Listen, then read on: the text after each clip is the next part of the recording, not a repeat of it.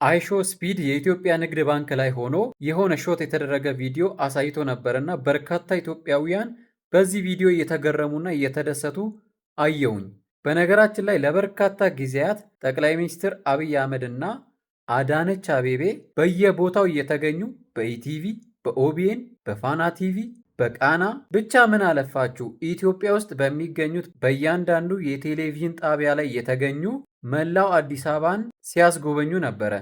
አንድ ሰው ግን ሪያክት ሲያደርግ አላየሁም። ዛሬ ላይ አይሾ ስፒድ ሲያሳየው የአዲስ አበባ ውበት ታያችሁ መሰለኝ ስትደናነቁ አየሁኝ። በነገራችን ላይ በአንድ ወቅት ላይ መሐመድ ጋዳፊ ምን ብሎ ነበረ?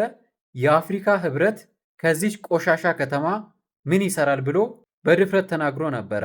የአድዋ ሙዚየም ባይገነባ፣ የኮሪደር ልማት ባይሰራ፣ እንጦጦ፣ አንድነት ፓርክ፣ ወዳጅነት ፓርክ፣ የወንዞች ዳርቻ ልማት ብቻ ምን አለፋችሁ አዲስ አበባ ውስጥ የሚገኙት እያንዳንዱ ፕሮጀክቶች ባይሰሩ አይሾ ስፒድ ምን ብሎ ተናግሮ ይሄድ ነበረ?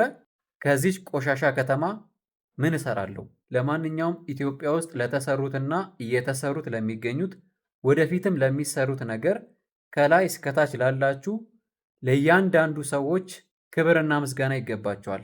አዲስ አበባ እንደ ስሟ አዲስ አበባን መስላለች፣ ትመስላለች፣ ከዚህ በላይም ታብባለች።